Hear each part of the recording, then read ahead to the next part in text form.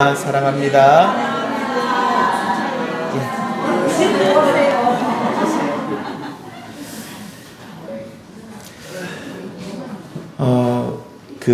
자랑하지 말게 하려 하심이라.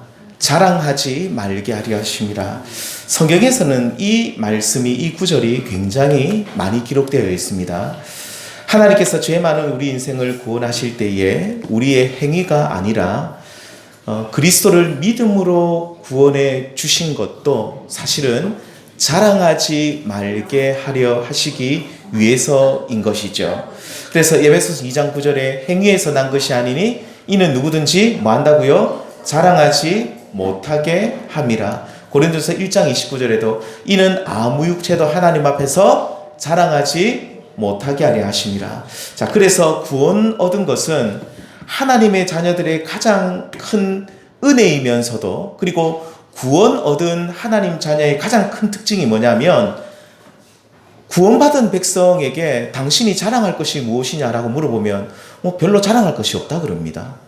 그리고 자랑을 하지도 않고, 자랑을 할 것이 있어도 자랑할 것도 없다 그러고 자랑하지도 않고, 그리고 그래서 늘 겸손하죠.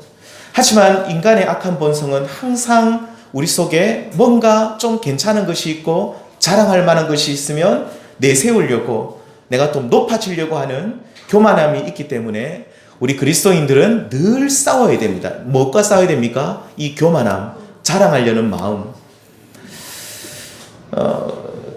그렇지 않으면 이 교만이 우리를 집어삼켜서 마귀의 유혹에 빠지고, 그리고 하나님께 복종하는 겸손한 사람이 아니라 하나님을 대적하는 교만한 사람이 되어서 스스로 멸망의 길을 달려갈 수밖에 없는 것이죠. 우리가 열왕기하 14장 오늘 본문 말씀에 보시면 이 남유다 아마샤라는 왕이 그러했습니다. 처음에는 정말로 겸손한 사람이었습니다. 그래서 하나님의 인도를 잘 받고 승리하는 삶을 살았는데 얼마 지나지 않아 그가 교만해집니다. 그러면서 자신뿐만 아니라 그가 왕이기 때문에 교만한 왕으로 인해서 그의 백성들 또한 그들의 삶이 위협을 받고 큰 고통을 겪게 된 것을 보게 됩니다. 그에 대한 평가를 보시면 다른 왕들에 비해서 아주 성경은 이 아마샤를 칭찬하고 있습니다. 하나님이 그만큼 그를 잘 보신다는 거죠. 열왕기하 14장 3절 말씀처럼 그는 하나님 보시기에 정직히 옳게 행하였다. 자, 그런데 정직하고 옳게 바르게 살았지만 그 다음 이렇게 말합니다. 그의 조상 다윗 왕과는 같지 아니했다. 다윗처럼 행하지 아니했다라고 하는데, 우리 성도님들 다윗처럼 행하지 아니했다는 말은 무슨 뜻입니까? 무슨 말이냐면 그는 다윗 왕처럼 처음부터 끝까지 겸손한 왕은 아니었다. 다윗은 처음부터 끝까지 겸손한 왕이었는데 그는 그만큼 겸손한 사람은 아니었다, 그 말입니다. 아까도 말씀드렸지만 처음에는 겸손했지만 나중에는 교만해져서 그의 인생 끝이 너무너무 좋지 않았던 것을 우리는 보게 되는데요. 우리는 살면서 이런 말을 들어서는 안 되죠. 예를 들면 참 당신 왜 그렇게 달라졌느냐, 왜 그래 사람이 그렇게 바뀌었느냐. 그러니까 좋은 쪽으로 바뀌면 좋은데, 우리가 흔히 말하면 우리 이런 말 할 때는 좀 안 좋은 뜻으로 많이 사용하잖아요. 왜 그래 사람이 많이 바뀌었냐, 안 좋은 쪽으로 많이 바뀌는 거. 예를 들면 전에는 굉장히 사람이 참 좋았는데 어느 날부터 안 좋은 사람으로, 또 특히 오늘 말씀처럼 굉장히 거만하고 목에 힘을 주고 그런 사람으로 바뀌면 사람들이 당신 참 왜 그래 바뀌었냐라고 말을 하는데, 우리 그리스도인들이 그런 말을 듣는다면 정말 심각한 겁니다. 그래서 우리의 믿음에도 문제가 있다는 것이죠. 다윗 왕은 아까도 말씀드렸지만 그의 인생은 물론 실패도 있었고 그도 심각한 죄를 지었지만 그는 늘 한결같았습니다. 무슨 말입니까? 늘 하나님 앞에서 겸손했다, 그 말입니다. 그의 인생도 굴곡도 있었고 죄도 짓고 그도 참 하나님 앞에 잘못도 범했지만 그럼에도 불구하고 그는 끝까지, 처음부터 끝까지 하나님 앞에 겸손했습니다.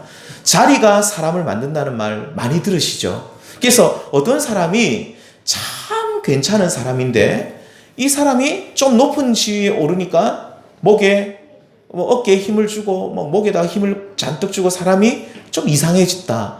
이게 이 사람이 좀 낮은 자리에 있을 때는 사람이 괜찮았는데 이 사람에게 갑자기 감투를 씌워주고 높은 자리를 딱 주니까 사람이 갑자기 바뀌어가지고 얼마나 사람이 거만한지. 이런 분들, 우리 죄송하지만 정치인들 보면 그런 사람들 많죠. 정치인들이 그 사람들이 초선 의원 때 아니면 그 사람들이 정말 정치를 처음 시작할 때는 참 사람들이 괜찮은 사람들이 많은데 이 사람들이 높은 자리에 오르면 오를수록 사람이 바뀌어가고 사람이 이상해집니다.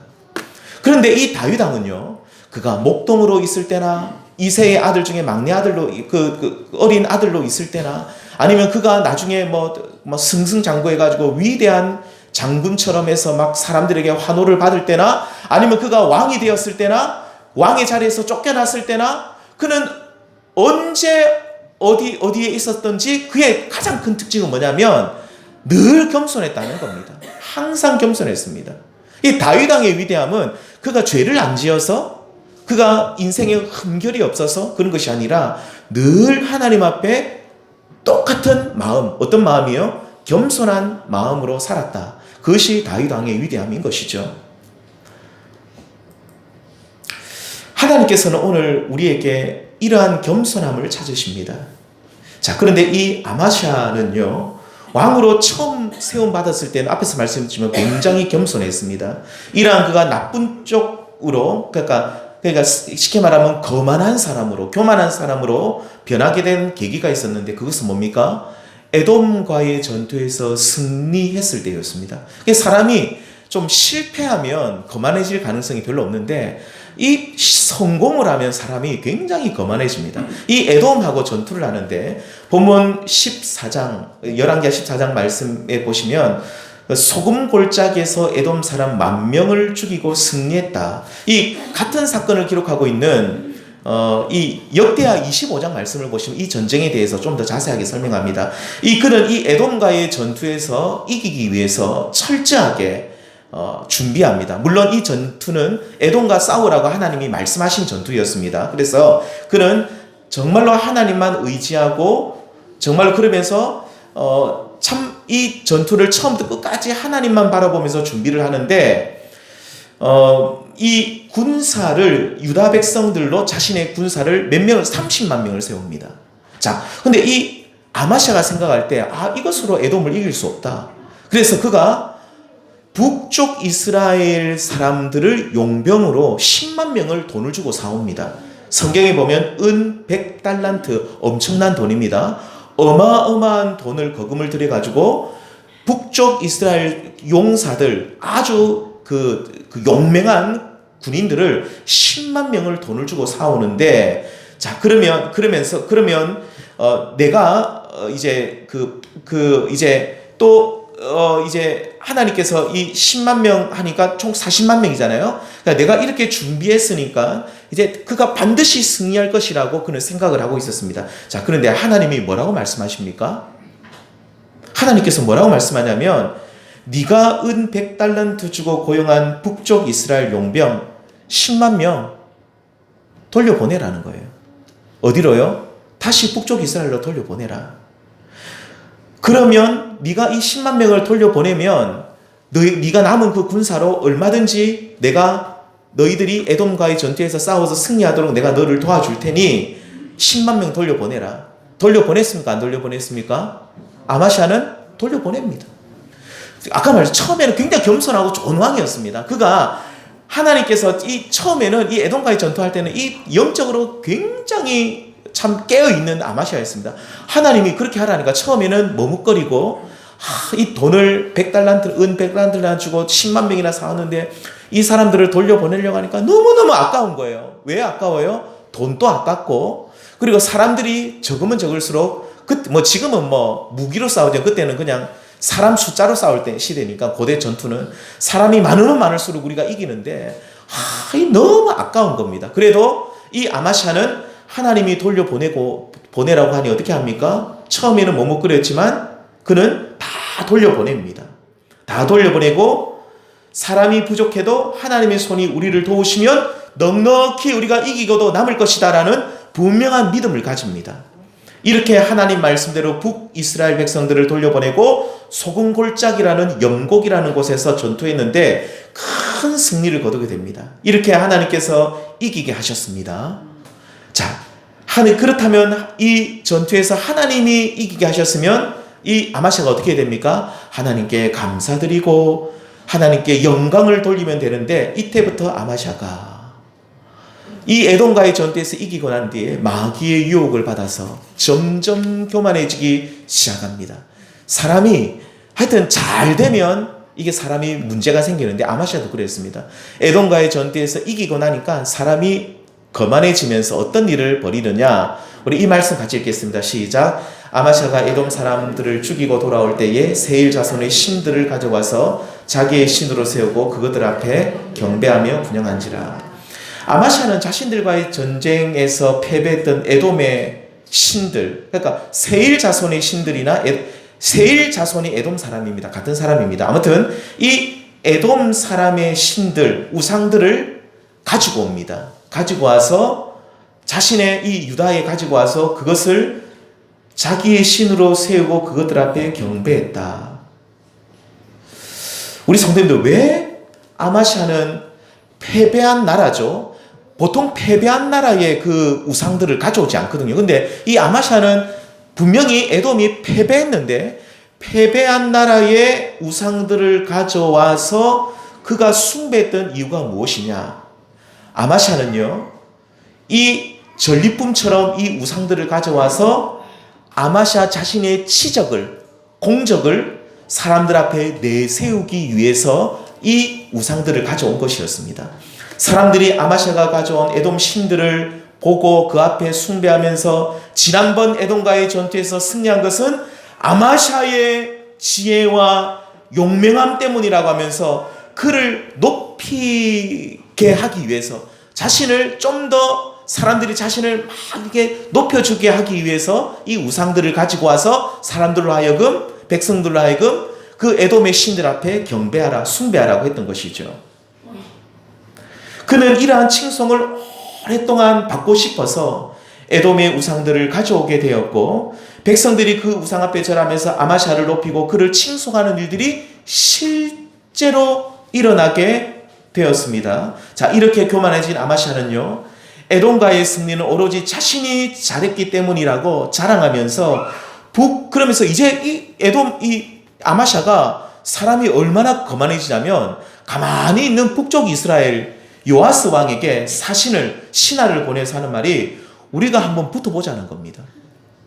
그러니까 우리가 에돔도 이겼는데 저 북쪽 이스라엘, 우리가 저 북쪽 이스라엘 평소에 우리가 좀 별로 좋지 않았는데 이번에 내가 좀 손을 좀 봐줘야 되겠다. 굉장히 거만해진 거죠. 하나님이 원치 않으셨습니다. 하나님이 에돔과의 전투는 하나님이 허락하신 전투였고, 북쪽 이스라엘하고 전투는 하나님이 싸우지 말라고 하셨는데 가만히 있는 북쪽 이스라엘을 건드리는 겁니다. 우리와 대면하자는 말은 싸우자, 그 말입니다. 우리하고 한판 붙어보자. 자신감이 충만하죠. 교만한 사람들의 특징은 자신감이 충만합니다. 그는 하나님께서 원치 않으셨던 북이스라엘과의 전투 어떻게 됩니까? 이깁니까? 접니까? 오늘 말씀해 보면 처절하게 패배합니다. 그래서 심지어 아마샤 자신이 그 북쪽 이스라엘의 왕이 포로가 되어버립니다. 얼마나 크게 패배인지 아시겠죠? 그리고 뿐만 아니라 이제 성전도, 예루살렘 성전도 무너지고, 성벽입니다. 이 예루살렘 성벽도 엄청나게 처참하게 많은 곳이 무너지게 되었죠. 뿐만 아닙니다. 이 아마샤는 그의 마지막이 처참했습니다. 열왕기하 14장 19절 말씀해 보시면 예루살렘에서 무리가 그에게 반역을 합니다. 그래서 라기스에서 살해당했다. 그가 그토록 믿었던 밑에 사람들, 신하들이 반역을 일으켜가지고, 구테타를 일으켜가지고 그의 마지막은 그 신하들의 손에 무참하게 죽임을 당하게 되었죠. 교만한 인생의 마지막이 얼마나 비참한지를 아마샤 왕을 통해 우리에게 보여주고 있습니다. 자, 교만은, 성도님들 꼭 기억하십시오. 교만은 패망의 선봉입니다. 하나님의 은혜로 예수 그리스도를 믿음으로 구원받은 성도는 결코 교만해서는 안 되고, 그리고 우리 성도님들, 내가 하나님의 은혜로 구원받았음을 아는 성도는 교만할 수도 없습니다. 그러니까 구원받은 성도가 못하는 것이 몇 가지 있는데, 하나는 죄를 지으라고 멍석을 깔아줘도 죄를 짓지 못하고요. 구원받은 백성은 교만하라고 해도 내가 어찌 교만할 수 있을까? 내가 뭐가 잘난 것이 있을까 하면서 교만할 수가 없습니다. 그래서 우리 인생은 어쩌면 롤러코스터처럼 때로는 성공도에서 쭉 올라가기도 하고 때로는 실패해서 내려갈 수도 있는데, 그런데 어떻게 하면 우리는 다윗왕처럼 끝까지, 아까 다윗왕은 처음부터 끝까지 겸손했다 그랬잖아요.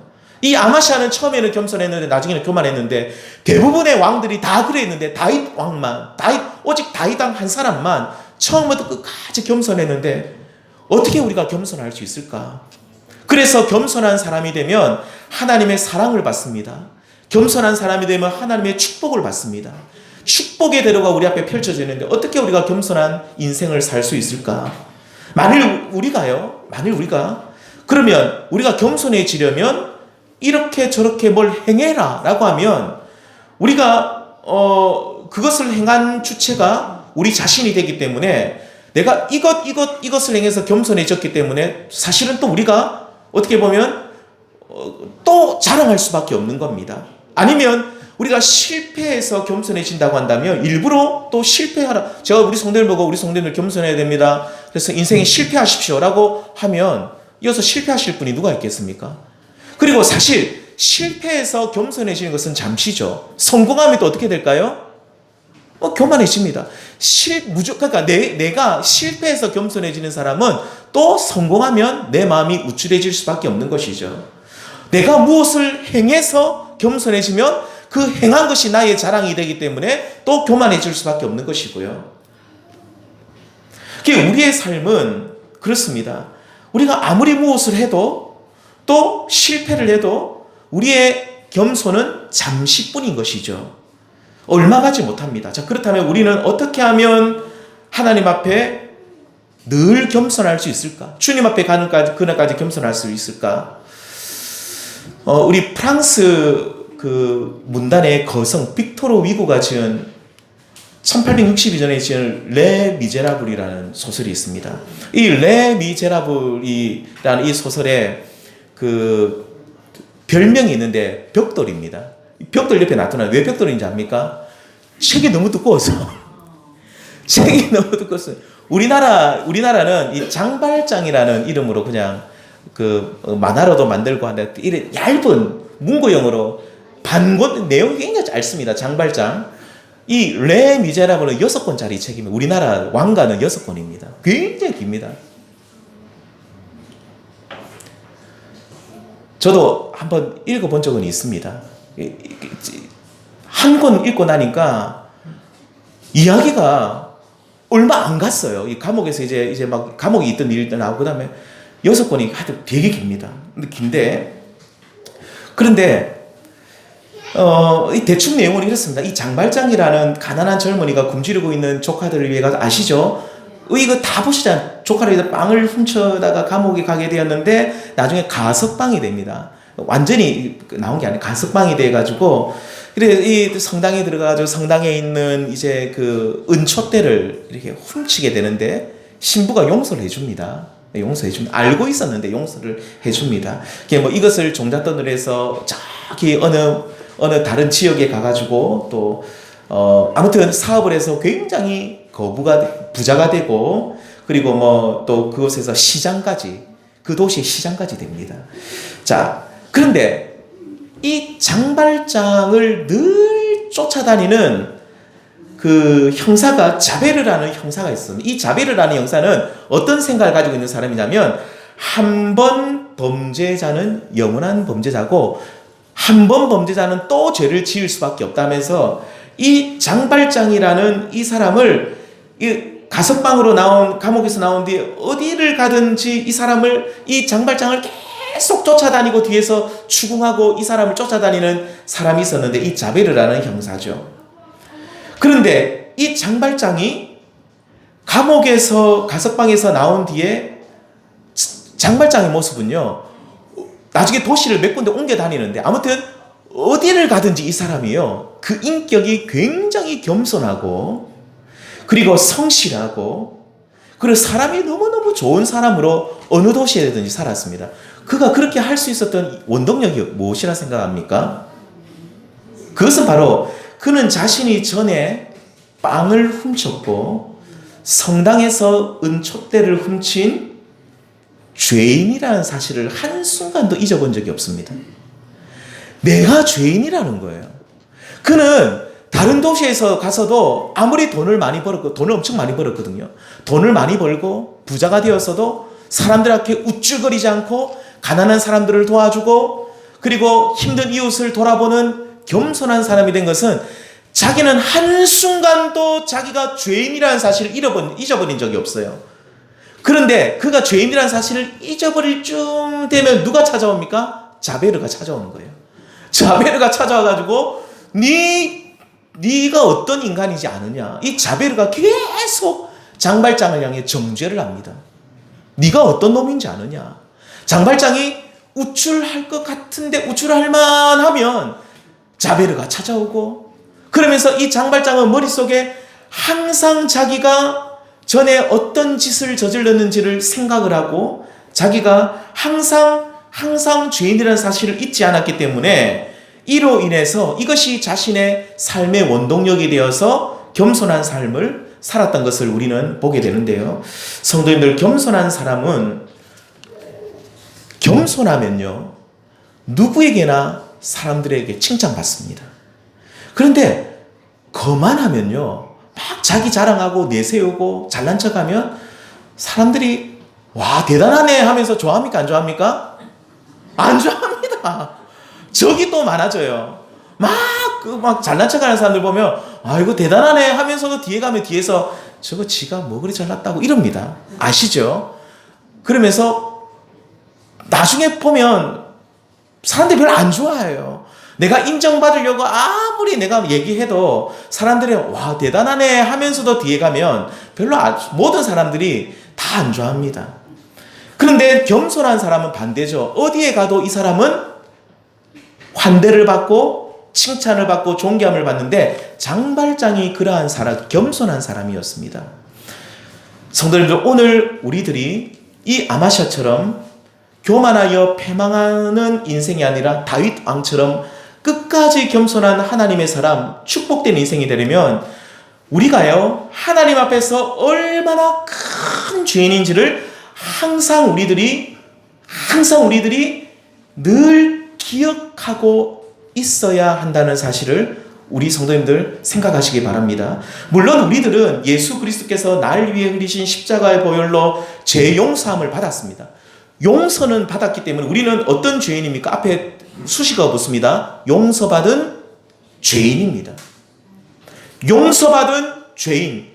이 말이 사실 국어적으로 별로 안 맞는 말입니다. 그런데 문법적으로 안 맞아요. 용서받은 죄인인 거예요. 용서받은 죄인이라는 분명한 자의식을 가지고 죄로 인한 나의 비참함이 얼마나 큰지를 항상 기억하고 있어야 됩니다. 인지를 하고 있어야 되죠. 그리고 용서는 받았지만, 우리가 그리스도의 십자가의 그 피공로로 용서는 받았지만 한순간도 하나님의 은혜가 없으면 다시 죄 가운데 살아갈 수밖에 없는 잠재적인 죄인이라는 사실을 그 생각을 늘 가지면서 하나님의 은혜를 항상 의지하고, 그리고 하나님 나를 붙들어 달라는 기도를 드릴 수 있어야 되는 것이죠. 이렇게 우리의 죄와 비참함과 연약함과 때로는 죄에 대해서 끊임없이 갈망하는 죄인된 우리 모습을 발견하면서 하나님 앞에 탄식하게 되면 우리는 겸손할 수밖에 없고요. 일에 성공을 하든지 실패를 하든지 부한 사람이든지 가난한 사람이든지 항상 하나님 앞에 우리가 겸손하게 살아갈 수 있게 될 줄 믿습니다. 이 장발장은요, 아까 말했던 이 장발장은 항상 자신이 죄인이라는 사실은 인지를 하고 있었어요. 그래서 겸손했는데, 그는 그 책을 읽어보면 자기가 용서받지 못했다는 죄인, 그러니까 용서받았다는 마음이 없어요. 용서받지 못한 죄인이라는 사실로 인해서 계속 죄책감이 시달립니다. 계속 죄책감이 시달려서 쫓겨다닙니다. 자베르는 자신 속에 있는 어쩌면 죄책감이라고도 볼 수 있어요. 이 자베르 형사는 자기 속에 있는 죄책감이에요. 자꾸 자기 죄책감을 불러일으키는 자베르. 우리 성도님들, 우리는 장발장하고 다릅니다. 다르게 우리는 죄인이라는 사실은 늘 우리가 인정을 하고 그 정체성을 항상 가지고 있어야 되면서도, 그러면서 우리가 비참한 죄인인 우리들이 주 예수 그리스도의 십자가의 공로로 용서받았다는 사실은 항상 기억하고 믿고 나가야 되는 줄 믿습니다. 우리는 용서받았다는 겁니다. 용서받았다는 사실을 우리가 기억해야 됩니다. 누가 우리를 정죄한다 할지라도 사탄 마귀가 우리를 향해서 네 같은 네 같은 인생이 그리스도인이냐, 네 같은 놈이 교회 다니고 아무리 우리를 정죄한다 할지라도 그 모든 정죄를 십자가 밑에서 다 처리하면서, 주님, 나는 십자가의 공로로 구원받은, 내가 용서받은 하나님의 자녀인 줄 믿습니다라고 우리가 선포하고 고백하고 그 죄책감에서 벗어나야 된다는 겁니다. 하지만 그럼에도 불구하고 우리는 용서받았지만 우리가 죄인이었고 지금 또 하나님의 은혜가 없으면 늘 죄 가운데 살 수밖에 없는 연약한 인생을 생각하면서 항상 겸손하게 하나님 앞에 서 있을 때에 우리는 아마사처럼 패망하는 인생, 이 마지막이 정말로 그 인생이 불쌍한 인생이 아니라 다윗 왕처럼 끝까지 하나님 앞에 겸손해서 하나님의 축복을 받으며 우리의 삶이 하나님 앞에 아름답게 펼쳐지게 되는 인생이 될 줄 믿습니다. 사랑하는 성도님들, 한 번 겸손하기는 쉬워도 일평생 겸손하는 것은 특별한 하나님의 은혜가 있어야 되는데, 내가 용서받은 죄인이라는 사실을 늘 기억하시고, 내가 하나님의 은혜가 한순간도 없으면, 한순간이라도 내 속에 하나님의 은혜가 없으면 다시 죄 가운데 빠질 수밖에 없는 연약한 인생임을 늘 기억하며 하나님만 의지하심으로 우리가 항상 겸손하여서 하나님의 사랑을 받을 뿐만 아니라 사람들 앞에서도 존귀함을 받으시는 우리 성도님들 될 수 있기를 우리 주님의 이름으로 축원드립니다. 기도하시겠습니다. 하나님 감사합니다.